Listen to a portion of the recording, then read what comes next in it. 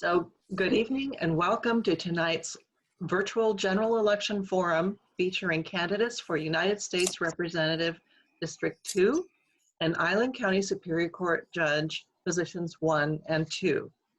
We have a lot of ground to cover, so I will keep my remarks as brief as possible. This forum is being co-sponsored by the League of Women Voters of Whidbey Island and Sno-Isle Libraries. You can find additional information about the League on our website at lwvwhidbey.org. You can find information about using the libraries during our COVID-19 reopening guidelines on Sno-Isle's website, sno-isle.org. Our thanks to Sno-Isle for aiding in the publicity of these events, including the production of the eye-catching posters. The League of Women Voters is a nonpartisan political organization that encourages informed and active participation in government. The League works to increase understanding of major public policy issues and influences public policy through education and advocacy. We endeavor to make democracy work by offering events like this, by registering voters, and much more. If you're interested in our work, join us. Go to our website at lwvwhidbey.org and become a member today. The library's mission is to provide resources to the community for lifelong learning. Our partnership enables us to pool our resources to provide neutral and unbiased information to the public. During this time of COVID restrictions, Sno-Isle would like you to know they're providing no contact pickup of physical materials at your local library and a wide variety of online resources, including programs, downloadable print, and audiobooks. Visit their website at snoisle.org. My name is Carla Grau-Egerton. I'm a member of the League of Women Voters, and I will be your moderator tonight. My fellow panelist, in addition to the candidates, is Joanne Brooms, timekeeper. Our local league president, Carol Pulliam, is our Zoom platform manager. Candidates will be introduced in the order they will appear on the voters' ballot. Tonight's forum will consist of 2 segments. The first will feature the candidates for United States Representative District 2. The second segment will feature the candidates for Island County Superior Court Judges, positions 1 and 2. The format for this evening will be standard Q&A. The questions have been selected in advance by our forum committee from those submitted to us by league members and the public. None of the questions have been disclosed to the candidates prior to the opening of this forum. The moderator will pose all the questions. Each candidate will have an opportunity to answer all questions. The order of the candidates in respect to questions has been determined in advance by the league organizers to ensure a random and fair sequence. The first responder to a question will have 90 seconds to answer. The remaining candidates will have 60 seconds to answer. The timekeeper will signal when 15 seconds remain by showing a yellow card and a red card when time is up. Candidates will not pose questions of each other or engage in personal attacks of other candidates during their responses. Each candidate will have one opportunity to challenge her or his direct opponent's response by showing a playing card. The challenging candidate will have 30 seconds to state the challenge, and the responding candidate will have 30 seconds to answer. Each candidate will have 2 minutes for a closing statement. For further information about the candidates and to see their responses to a different set of questions, visit the League of Women Voters of Washington's website at vote411.org. This forum is being recorded by the League. A link for viewing it will be posted on our website at lwvwhidbey.org. No other recording is permitted. The League adheres strictly to the requirements of the FCC regarding use of recordings. Any use of the recording requires approval of the League of Women Voters of Whidbey Island and then with the caveat that it must be broadcast in its entirety. No candidate is allowed to edit or use the footage for campaign purposes. We will begin with the questions for the candidates for United States Representative District 2. When they have concluded with their closing statements, we will transition to the candidates for Island County Superior Court Judge, positions 1 and 2. Before we begin their Q&A, Judge Vicki I. Churchill will make a brief presentation about Island County Superior Court Judge's scope of work. This presentation is intended to better acquaint voters with the work judges do in our county. So with that, we will begin with the Q&A.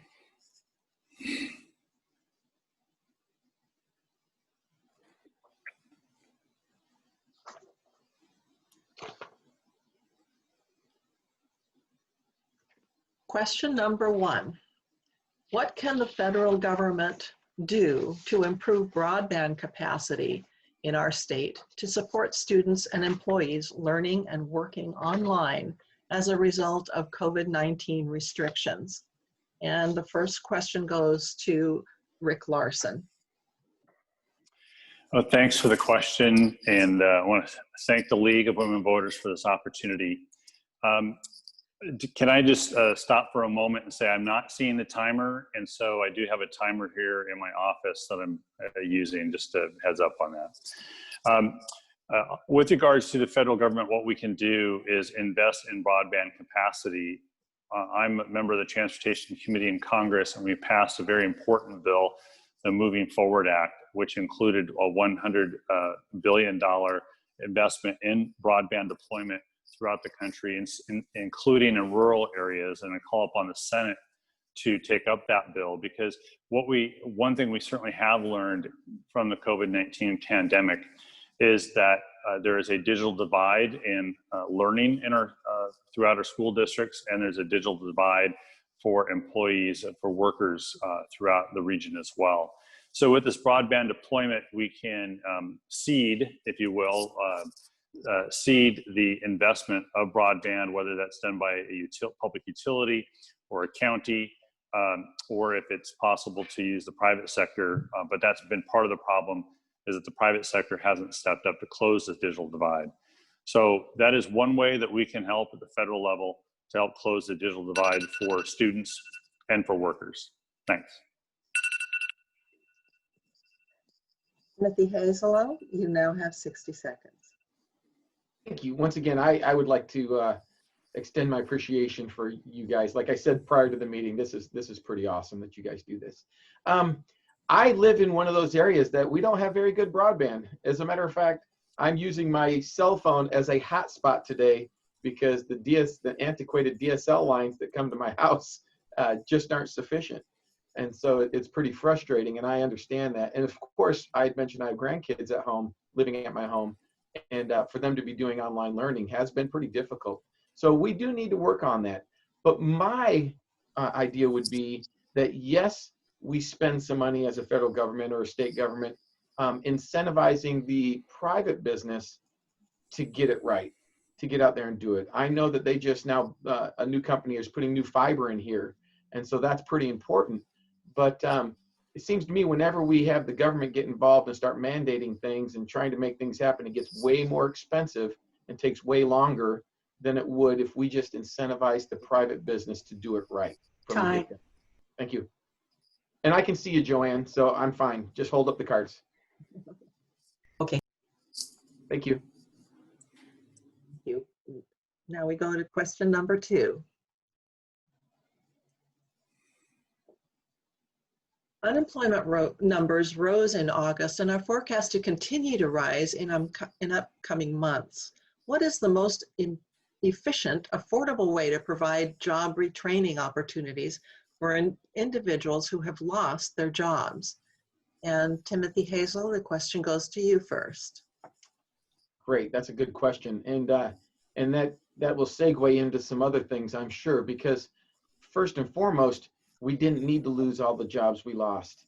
What we're finding is that the reaction to the COVID virus and closing everything down and leaving it closed for as long as we have has been lackluster at best.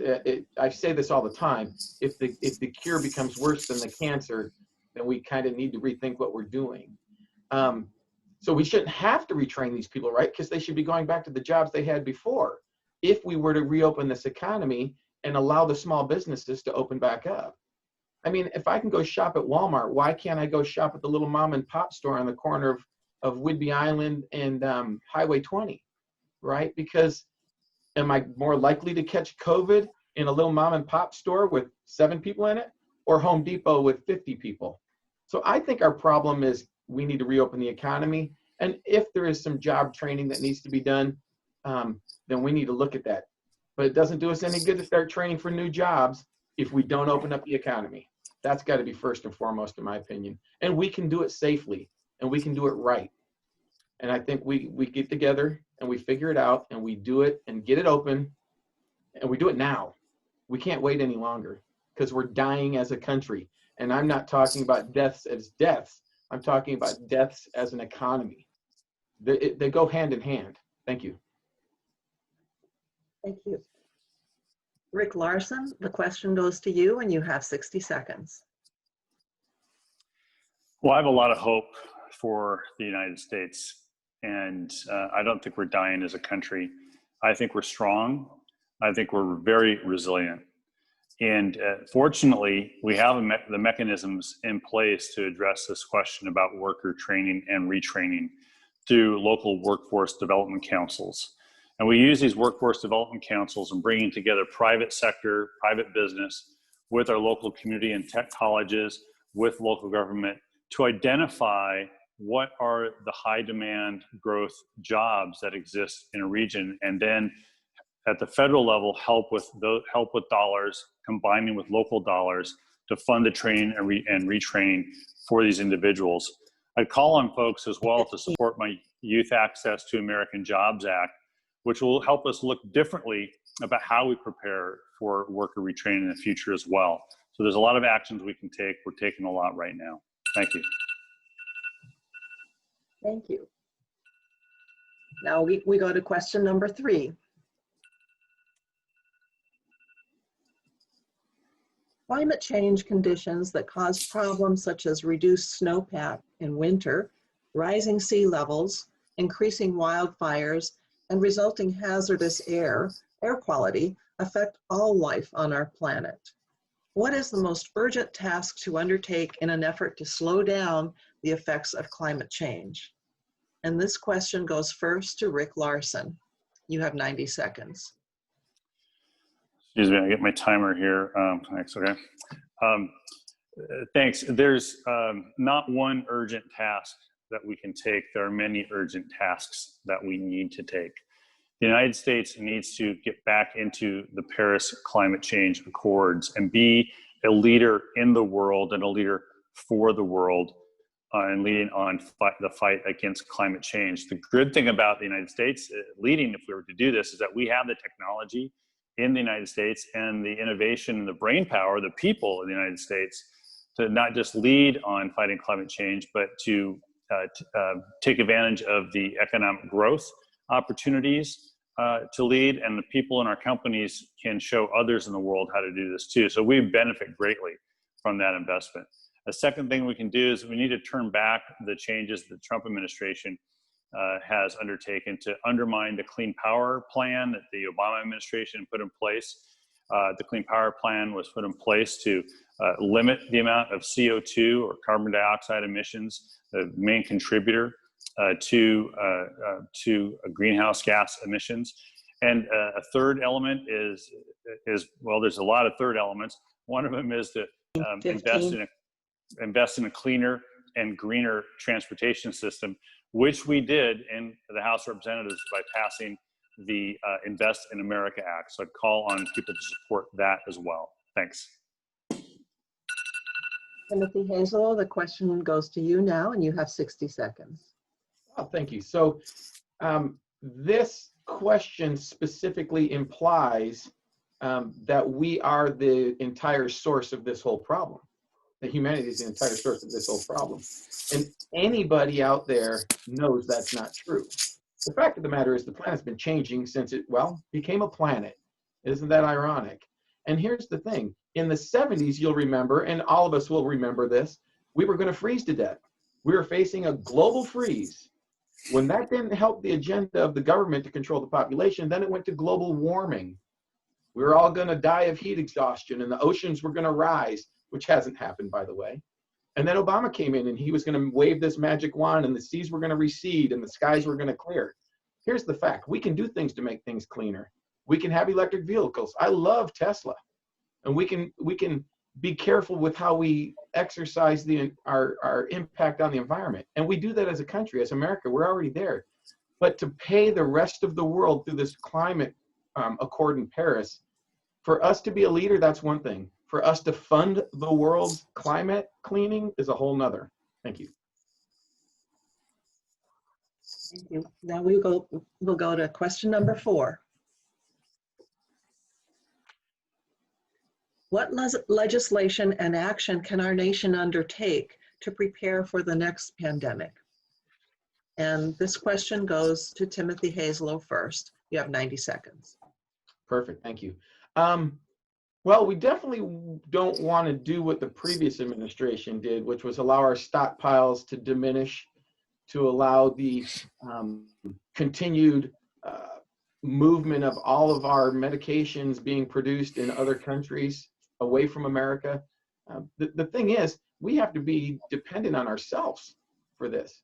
We have to have those stockpiles of PPE. Pandemics are going to come. I mean, we just had one, what, 9 years ago, 10 years ago with the swine flu, where way more people were found to be sick. 60 million in the first year, as a matter of fact. Where are we at right now? Right? And hundreds of thousands of people died from the swine flu. Did we close anything down? I don't think so, but we were more prepared, right? And you can see it. Even President Obama and Vice President Biden's own administration said we did everything wrong, and yet we just got lucky. So the Trump administration is doing as much as they possibly can correct. They stopped the travel from China, and then they were called xenophobes for it. They reduced the amount of people that were being moved around internationally and within states, and they were called racists and xenophobes for doing it. I remember Nancy Pelosi inviting people to Chinatown to make Trump look bad. So we can get together as a nation. We need to get rid of the partisanship and just take these things head on as they come. And as a nation, we're strong. We're in. Okay, that's good. Thank you. Thank you. The question now goes to Rick Larson, and you have 60 seconds. Well, the question, folks, is what legislation and action can our nation undertake to prepare for the next pandemic? And I'm not sure that President Obama is really, relevant to this conversation right now. I think, where are we right now? What do we need to do now? We need to pass the Heroes 2.0 Act is what we need to do. We need to recognize there are still people hurting in this country because of the pandemic. That state and local governments are laying off workers because of the pandemic. That women and men can't afford mortgage, they can't afford rent because of the pandemic. And the Heroes 2.0 Act will provide $75 billion for testing, for contact tracing, and for treatments. It'll help support state and local and tribal and territorial governments in the work that they're doing to serve local folks. It will include additional dollars for unemployment assistance. It will extend the moratorium on evictions and foreclosures. That's what we need to do, and call on the Senate to pass the Heroes 2.0 Act. Thank you. We go to question number 5. What changes need to be enacted to end police violence and reduce use of deadly force in our communities? And this question goes first to Rick Larson, and you have 90 seconds. Thank you very much for the question. We need to pass the George Floyd Justice and Policing Act. We passed that in the House of Representatives, and I call upon the Senate Republicans to take up the George Floyd Justice and Policing Act and pass it so we can send it on to the president. This is the bill that will make serious changes to how we do law enforcement and how we train law enforcement in the country. I reached out to leaders in the Black community in my district. I reached out to local law enforcement. I reached out to local elected leaders. earlier this summer to ask them for their opinions on what we should include in a Justice and Policing Act. And they told me, all of them told me, and I think importantly, a focus has been on training, on racial bias training. A focus has been on establishing a registry for police officers who are acting inappropriately, a use of force registry as well. So the DOJ, the Department of Justice, can find practices and patterns in law enforcement agencies. These are it's just a snapshot of the things that I heard, a snapshot of things that we included in the George Floyd Justice and Policing Act to recognize that Black lives matter and we need to act like it in this country. Thank you. Thank you. Timothy Hazel, the question Once goes again, to you. this question implies that police are running around killing people and being violent all the time. That's not true. It is just not true. I was a police officer in San Diego for the Department of Defense. We didn't get up in the morning and say, hey, we're going to go find a minority and beat them up today. That doesn't happen. And if it does happen, we weed those out really quick, really fast. And so, you know, more police officers are hurt and killed by violent criminals on a yearly, weekly, daily basis than vice versa. That's just facts. And if the facts don't fit the BLM narrative, well, I'm sorry, they should probably do some reading and some studying. To call this bill the George Floyd bill, sort of disgraceful in itself. I agree we need some reforms and we can make some changes. There's always room for improvement. But, you know, this is just another left tactic of making something sound all politically cool and great and hoping people jump on board and then sticking a bunch of stuff in there that does nothing. Thank you. Now we go to our sixth and final question. What are your ideas for increasing accountability and safety in the state's long-term care facilities and for providing affordable long-term care for citizens in need of it? And this question goes first to Timothy Hazelow. You have 90 seconds. I love that question because I've spent a lot of my life helping take care of senior citizens. My parents and my wife's parents both lived with us. Well, my wife's parents lived with us until they passed. My mother refused to leave her home, bless her heart. But I owned some adult family homes down in the Kent area at one point in time. And the hardest part of that was they were my friends. I would go in there and I would visit with these people and they'd give me these stories. And then I'd come back the next day and they'd be gone. So it's a hard thing to deal with. But what we can do is we can make sure that these adult family homes have the same availability of funds and the same availability of government access to what they need that the big giant houses, that the big giant elderly home facilities have. See, these adult family homes, they only have 5 or 6 residents in there, and yet they pay tons and tons of fees to be an adult family home, just like a large organization would, and yet they don't have the revenue. And then they take in the Medicaid and Medicare folks because where else are they going to go, right? A lot of these big long-term care facilities won't take them. And so we really need to help these smaller businesses, the small adult family homes that really care about the people. They're families. They get in there as if it's their own family. They live in the house with the folks and they take good care of them. So I think it's all about getting the smaller businesses to be better. Thank you. Rick Larson, the question goes next to you and you have 60 seconds. Thank you. Most of the answers to this question probably best directed at your state legislators, but one set of issues that really showed up with the pandemic has to do with the accountability and safety of the long-term care facilities for infection control standards. We saw that play out in the Kirkland area earlier this year. We saw it play out in some of the long-term care facilities that are in Whatcom and Skagit County as well. So it's very important that we try to ensure, and we can ensure at the federal level, that that there are appropriate infection control standards, especially as we're still continuing to face this pandemic. But I would call out the need to pass the Lower Drug Costs Act to lower the cost of prescription drugs, to as well to fund Medicare and to fund Medicaid, which is a major source of funding for our long-term care facilities. Thank you. Thank you very much. And that ends our Q&A segment. Now we go to closing statements. And since Rick Larson took the first question, Timothy Hazel, you get to go first with your closing statement. Great. And how long did you say we have for that? 2 minutes. 2 minutes. Okay.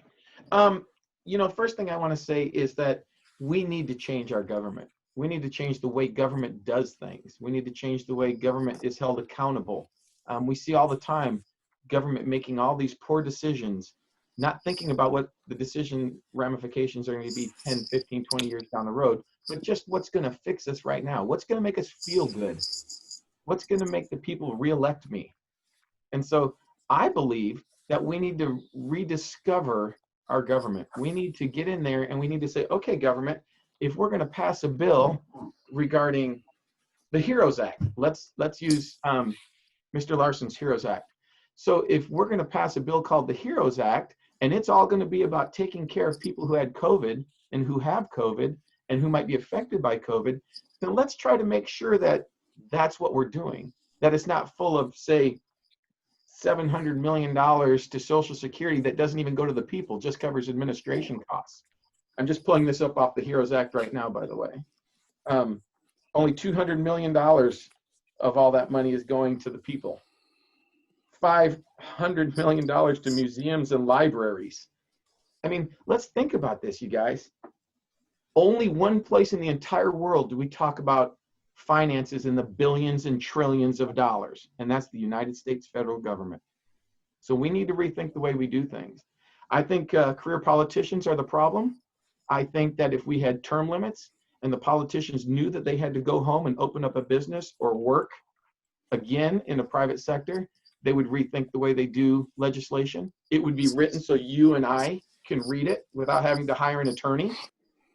And I think that we would be able to have a more efficient, more accountable government. And that's what I plan on doing. I'm a different kind of guy. My name is Tim Hazelow, and thank you for having us in. I ask for your vote, and I look forward to working for you guys come January. Thank you. Thank you. Rick Larson, you have 2 minutes for your closing statement.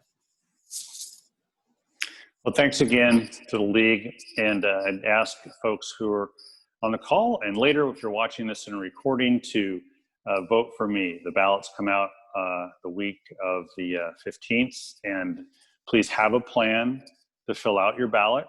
Please implement that plan. If you're going to mail it, try to mail it at least a week before Election Day.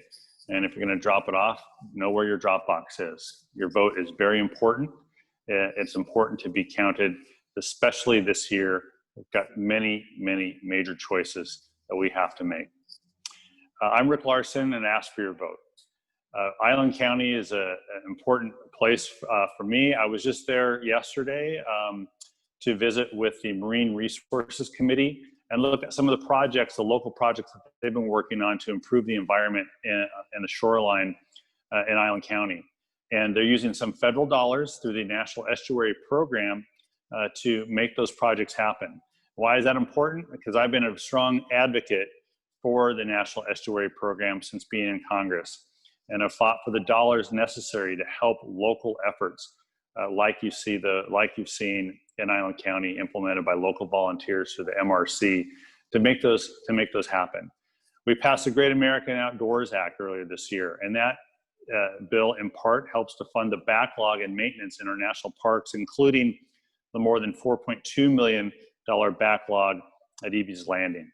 So I've been able to be part of solutions for Island County to improve the environment, but we have a lot of work left to do to expand and protect the Affordable Care Act, to fight climate change, to have a infrastructure investment-led recovery, but ultimately to beat this pandemic. And the public health response has to lead the economic recovery. There are no shortcuts. I'm with you on this. I'm Rick Larson. Please vote for me. Thanks. Thank you, Rick Larson and Timothy Hazelow, for participating in this important voter information event. This concludes the first segment of this evening's forum. Thank you, guys. Thank you.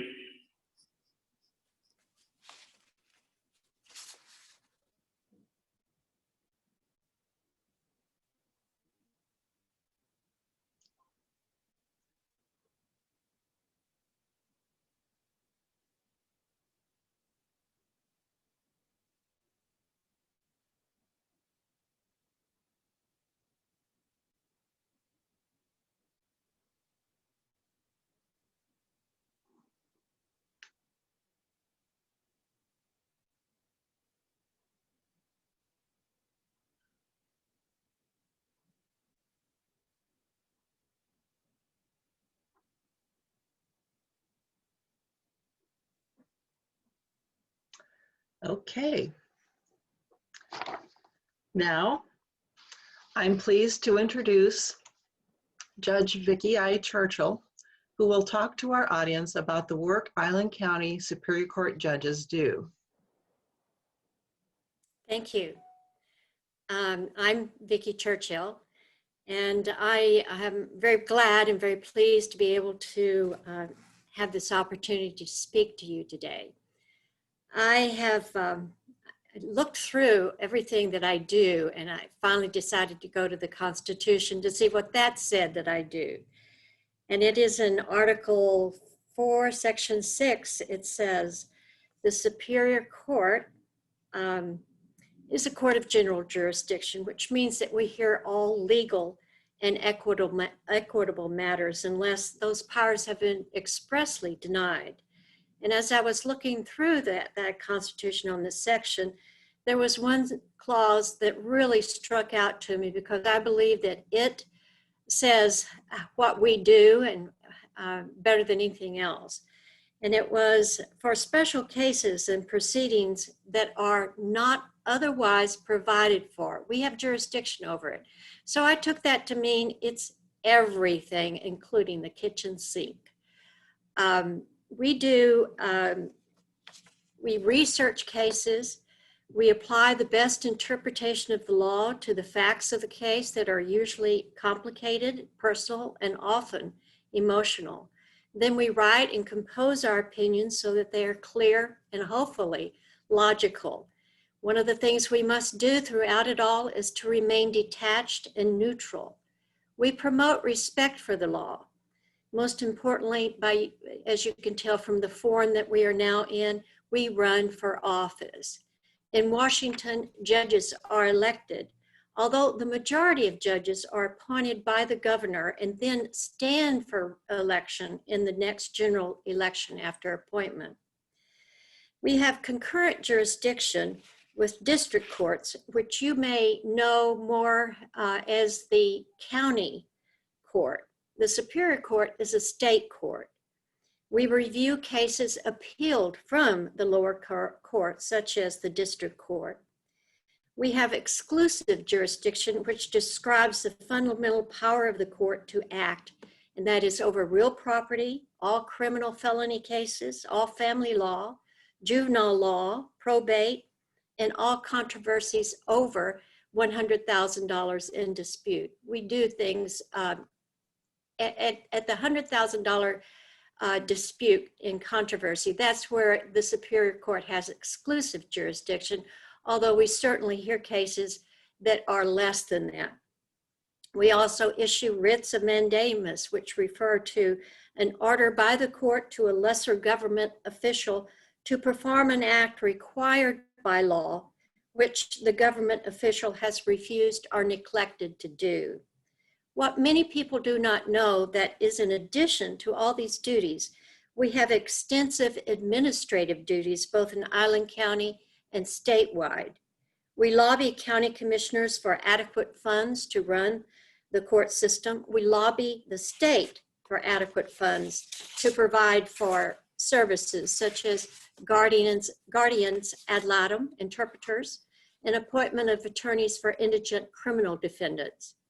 We try to be innovative and make whatever money that is allotted to us go very far, because we know that jail is a poor way to change behavior. We have instituted drug courts and family reconciliation courts. If we can help a person who is burdened by a drug addiction to get clean and sober, we have saved that person and future generations of their family. In our family reconciliation court, which we just developed, we worked with families to teach them how to parent their children and keep their children safe in the family home. We lobby for changes in the law to make the system better. There are so many things that we do as a Superior Court judge that it's really difficult to do all of them, to let you know. But it has been one of the best jobs that I have ever had. And I've been honored to be able to serve this community for 24 years as an Island County Superior Court judge.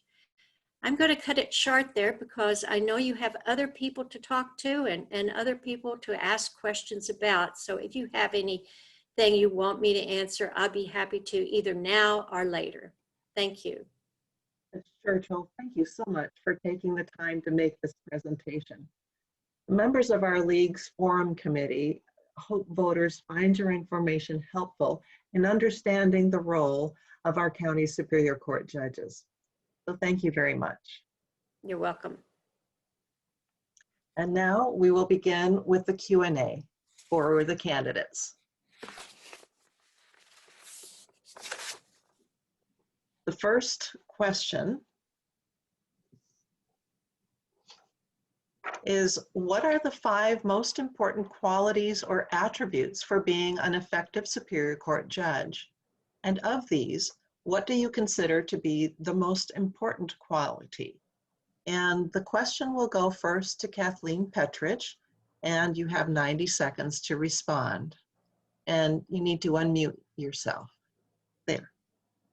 Thank you so much to the League of Women Voters. Thank you, Carla, and certainly thank you to Judge Churchill for both the introduction and also for her 24 years of wonderful service to this county. The 5 most important qualities, there are many, but I'm going to list them out in the order that I think are most important. Integrity, honesty, intelligence, and knowledge of the law.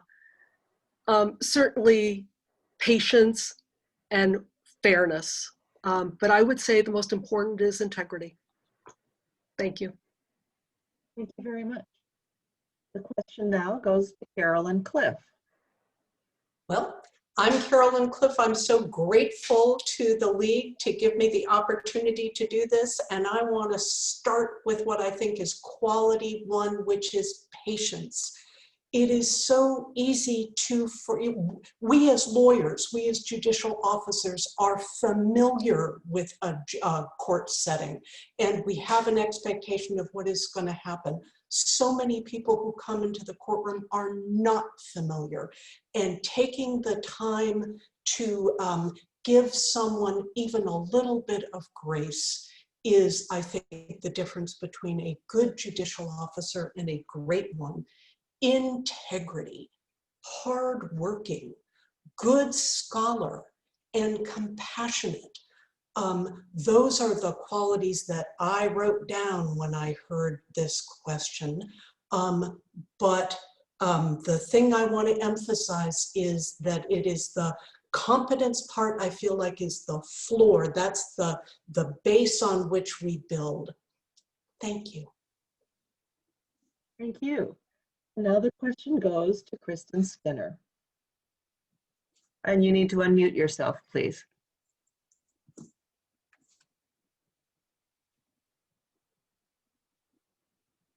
You're still on mute. Yeah, okay. Now you are. There you go. There you go. Well, it's pretty hard to argue with any of those points.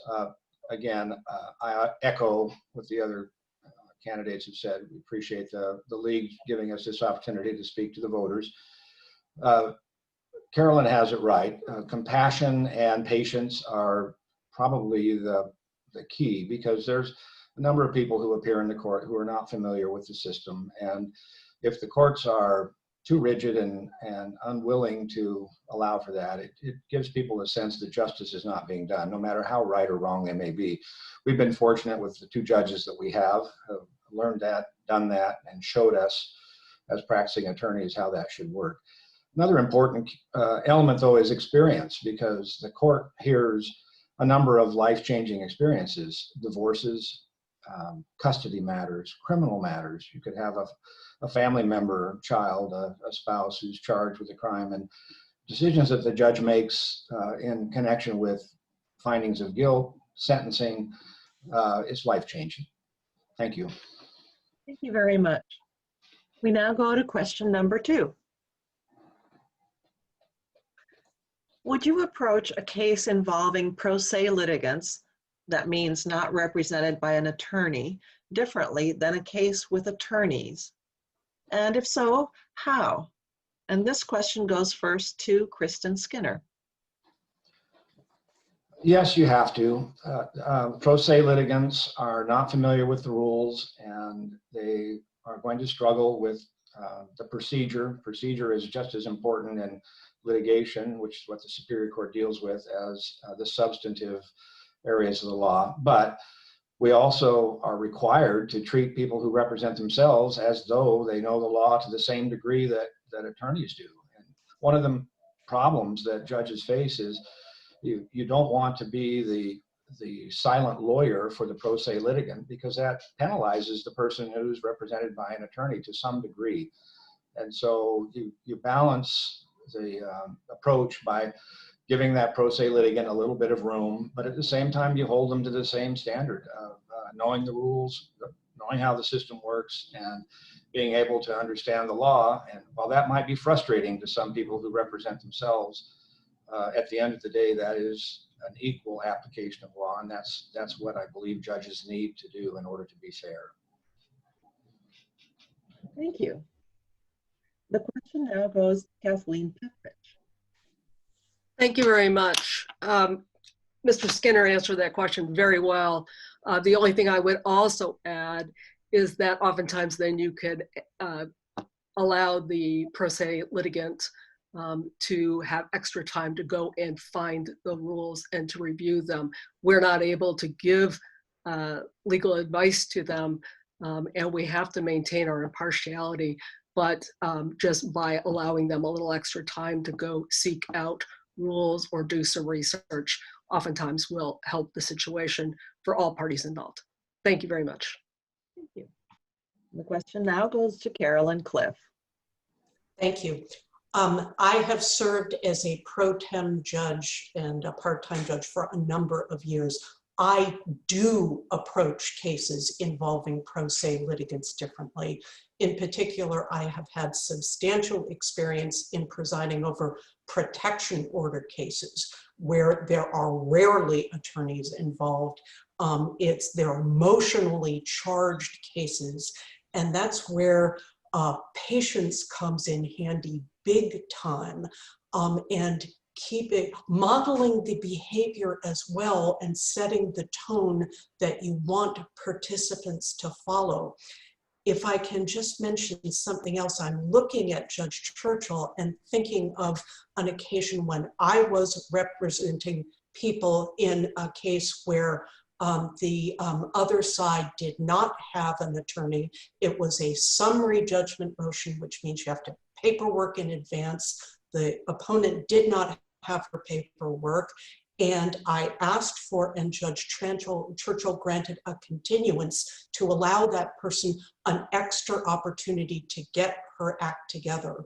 Hi. She didn't get her act together, but she had the opportunity. Thank you. Thank you. We now go to question number 3.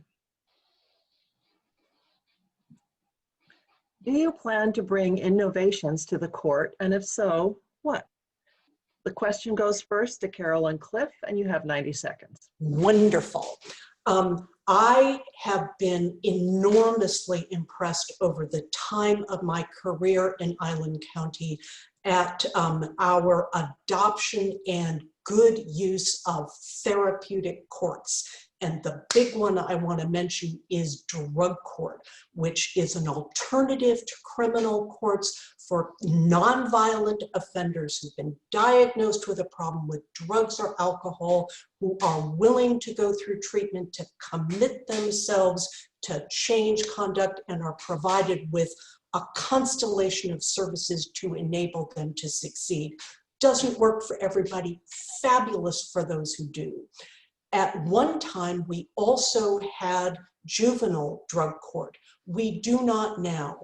I am very interested in learning what our alternatives are to provide as much support as we can to people who are younger. The sooner we can provide those services, the sooner we won't see them again.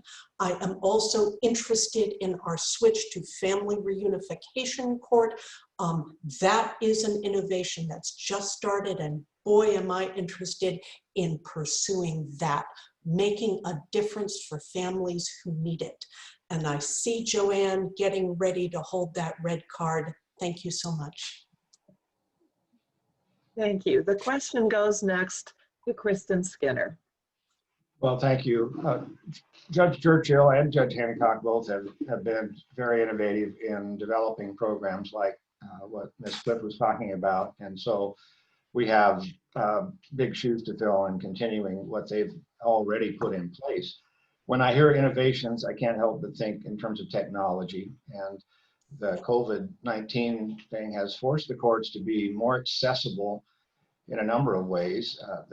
Our courts, better than many in the state, quickly moved to video conferencing and call-in at hearings, even for people appearing on the criminal calendar, where almost in every case previously they had to appear in person just so judges could make sure they hadn't headed for the hills.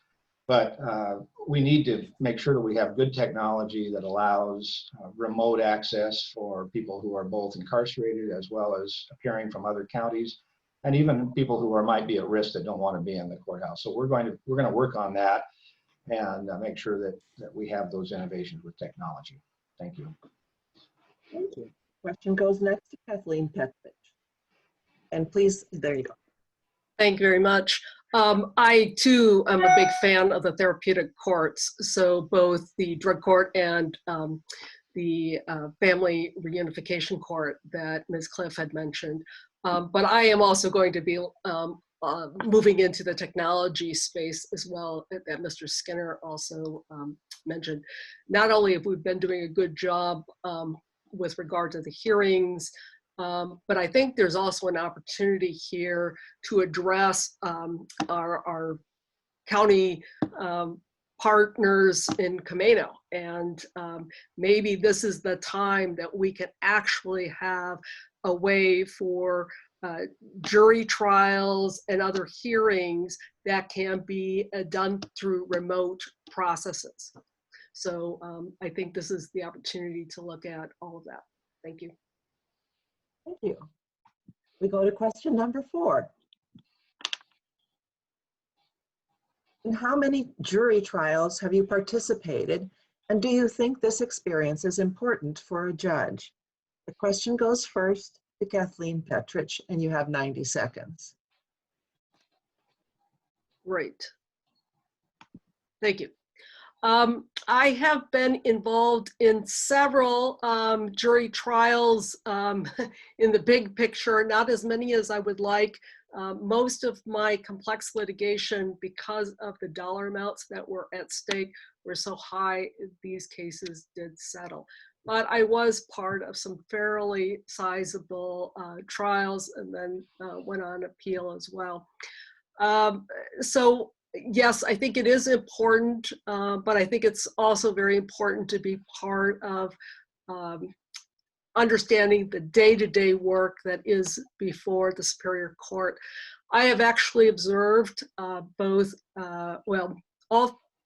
so I've observed a juvenile criminal bench trial before Judge Churchill in 2019.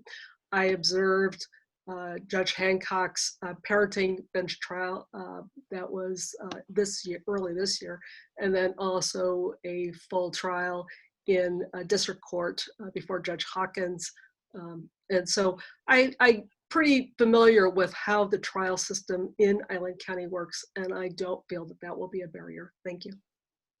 Thank you. Question goes next to Carolyn Cliff. Thank you. The answer for me is two. One, that I was the attorney in front of Judge Hancock.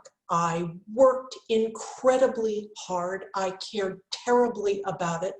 And it was an enormous learning experience for me, having that sense of turning over responsibility for the decision to the jury. And I told the jury that I cared terribly about the case, but it was now in their hands. And I went home, took off my work clothes, and relaxed for the first time in weeks, and then had to come back to court 20 minutes later when I got a call from the judge saying there was the first question from the jury. I have also presided over a jury trial in the district court. When you work hard to settle cases, you don't get as much of a chance to try them as you would wish. It's very important. I am comfortable with my level of experience. Thank you. Thank you. And the question goes next to Kristen Skinner.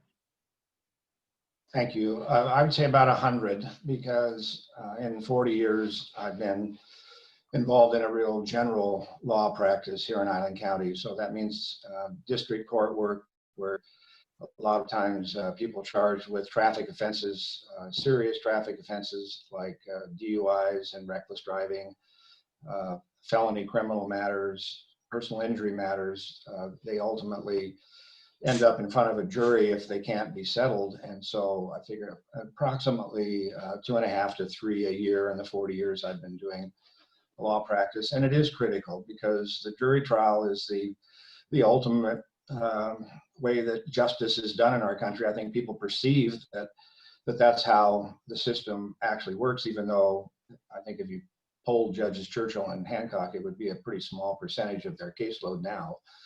But that's really where you have to map out everything. The law, the jury has to be instructed on the law. The evidence rules become critical. And so they're both very important. Thank you very much. We now go to question number 5. What do you envision the future role of technology to be in the courtroom? What are the advantages and disadvantages of technology in the court? The question goes first to Kristen Skinner. You have 90 seconds. Thank you. Well, one of the subjects that I am particularly passionate about. I think the future role is going to continue to allow us to utilize this type of a forum. One of the things that we've determined and learned is that the cost of justice has gotten to be very difficult for people to manage, and being able to have witnesses testify remotely is going to be a huge benefit, I think. So if your uncle from Houston, Texas would be an excellent witness in your child custody case, if they can testify on a Zoom platform instead of having to fly up to Coopville and be ready to testify when the case is finally called, it'll make a huge difference. And of course, being able to utilize that in a number of different ways is certainly going to matter. We're going to be conscious about health issues like COVID-19. I don't think we're going to see the end of that for a while. We use video now for presenting to the jury graphics. So instead of handing them a piece of paper and passing it around the jury room, if we can put it up on a big screen, then we can, I think, make it more impactful so that all the lawyers hopefully will be educated on how to make presentations that are showing the jury as much as what they're telling them. We've been great in Island County about getting that innovation in the courtrooms, and I'm pretty sure that we're going to continue in that regard. It's critical. Thank you. The question goes next to Kathleen Petrich. Great, thank you very much. I think it's a great question because that future is right now. King County is already doing jury trials and doing remote voir dire, which is the opportunity to question and evaluate bias in the potential jury pool and then ultimately make your selections of your jurors. I think that we have the opportunity to do that now in a safe way through technology. It may require a little bit more equipment, might have a little bit more of a budgetary factor, but I think long term, it will serve the county in a much better way, both for Camino and all Whidbey Island, for exactly the reasons that Mr. Skinner has already addressed. And so I think this is just a great opportunity. We have we have lemons. Let's make lemonade out of it. So it's just a great opportunity for us to move forward. Thank you. Thank you. And the question goes last to Carolyn Cliff. It sounds like we are in agreement on the importance of technology. I do not know how the court could have functioned through the shutdown with the pandemic without having technology present. I just think it's made the difference between being able to, for the court to perform its essential functions and not being able to do so. I am concerned, excuse me, I'm excited about, I also like lemonades out of lemons, about enabling us to provide, to use these new tools to better serve Camino Island and to better serve folks who are dialing in from out. But I don't believe that jury trials can be done remotely.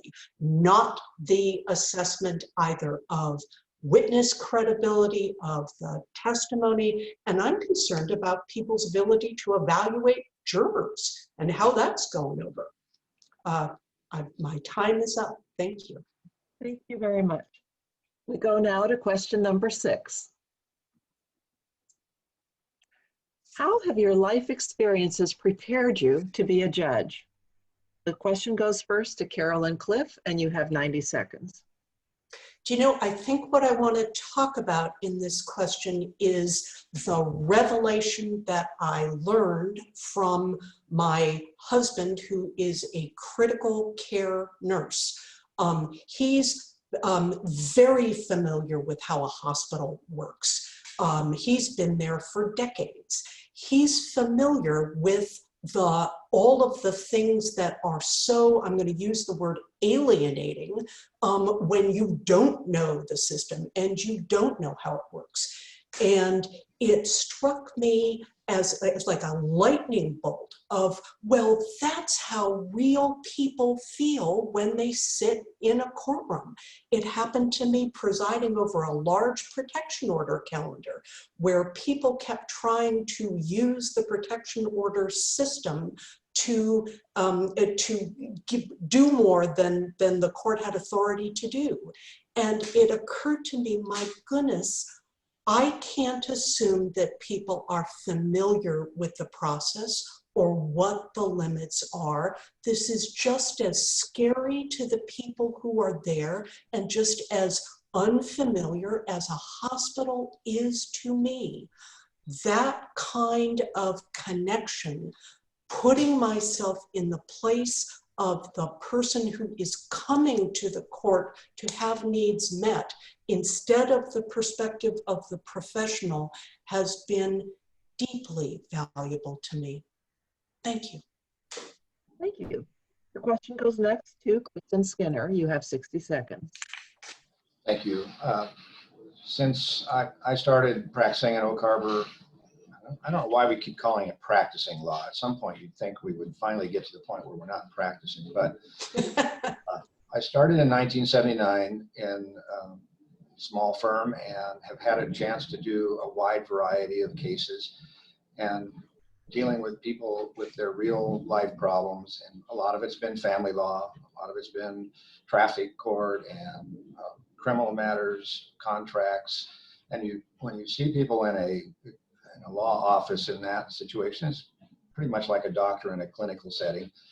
And it helps, I think, allow you to empathize with what they're going through and how they're experiencing the system in real terms. And so I would like to think that 40 plus years of dealing with people as clients will help me as a judge. It's a luxury to be a lawyer, though, because you can advocate one side. You have to be fair to be a judge. Thank you. Thank you. And the question now goes to Kathleen Petridge, and you have 60 seconds. Thank you. I think that all the experiences of our lives come to bear on being a good judge. I am a wife, I am a mother of a successful adult son, and you learn to say what you mean and mean what you say and pick your battles. I was raised by two wonderful parents who grew up in poverty and learned to bring themselves up and give themselves and their family a great life, learned integrity and honesty and hard work from them. All of the friends I've had in my life, you know, they give me the love and the compassion. And then of course I have a wonderful dog, and that experience just gives me unconditional love and joy. So I just recognize that these are all make me a better person and make me a more human being in the face of real issues in front of the court. Thank you. Thank you. Well, that concludes our Q&A segment, and we are now going to move into the closing statements. So we're going to begin with Kristen Skinner, and you have 2 minutes. Well, thank you again for hosting this forum. It's so important that voters get a chance to look at the candidates and hear what's important. I have the luxury of not having an opponent in this race, so I'm also appreciative that you allowed me to speak tonight. Judges in a superior court position are so critical to the justice system and to our society. It's just important, I think, for people to understand that this is a position where you have to have, I think, substantial experience. You have to be someone who's capable of empathizing, but at the same time knows the law and is capable of applying it even in difficult situations. So make sure that when you do evaluate judicial positions, whether it's the Supreme Court or Superior Court, that you try to get as well informed about the candidates as you can. And I hope you will vote for me, since there's no one else in the box. If I lose this time, it's going to be a problem. Thank you. Thank you very much. Carolyn Cliff, you go next with your closing statement. Thank you. I am so proud to have the support of both of our Superior Court judges. I'm looking at Judge Churchill. I'm thinking of Judge Hancock. You may have read the wonderful letter in the paper last month. I like to think that it's because I have solid judicial experience right here in Island County. They know my work. They know my temperament. I have been doing part-time and pro tem judicial positions here in Island County since 1997. For more than 20 years now, I have served as a pro tem judge for the Island County Superior Court. And all of that judicial experience is backed by almost 30 years of private practice here in Island County, representing folks from all walks of life in all kinds of civil cases. What I am new at is running for office, but I did my homework and I started out in January with lots of plans for my campaign. And then we got hit with the worst pandemic this nation has experienced in a century, and it disrupted a lot more than my campaign. But the virus hasn't stopped people from committing crimes or ending marriages or otherwise needing court intervention.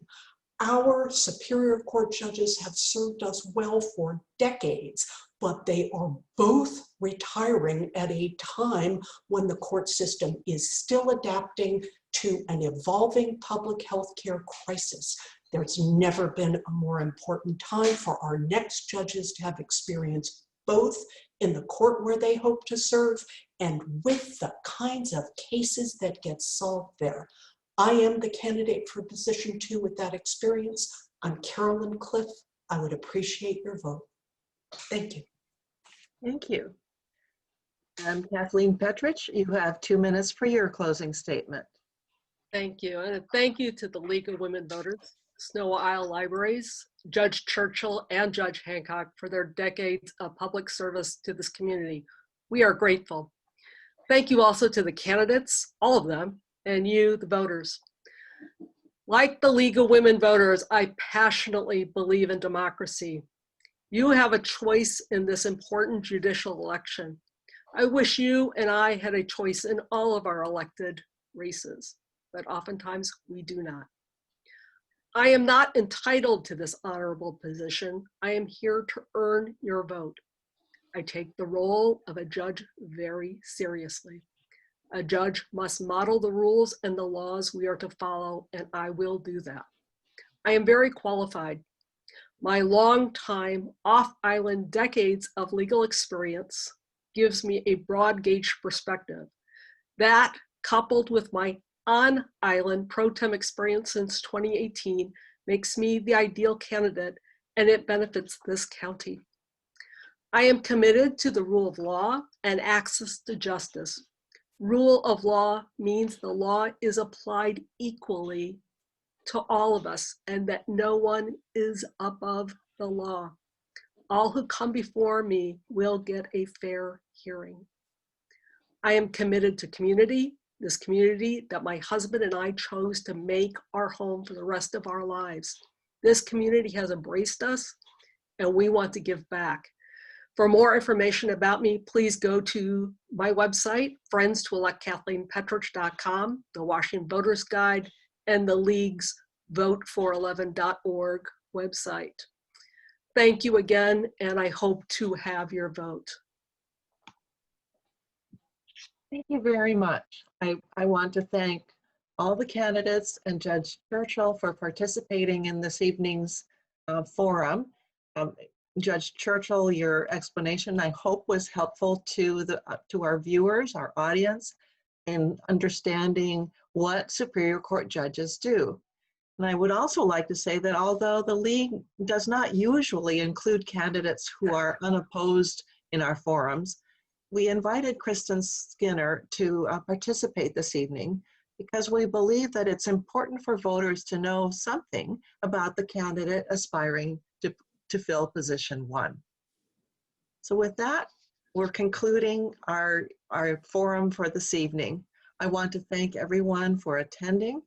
And as the chair of the League's forum committee, I want to thank the members of the committee for all their contributions to make the virtual events possible. And a huge thank you to our League president and platform manager, Carol Pulliam, for making our virtual forums a success. One final note, ballots should be arriving in the mail next week. If you haven't received a ballot by October 21st at the latest, contact the auditor's office at 360-679-7366. If you choose to mail your vote, remember that it must be postmarked on or before November 3rd. There are also secure drop boxes located throughout the county where you can drop off your ballot. To find one located near you, you can go to elections@islandcountywa.gov. If you or someone you know has not yet registered to vote, you can register online until October 26th or in person at the auditor's office up to and by 8 p.m. on Election Day, November 3rd. Thank you. Good night and be well.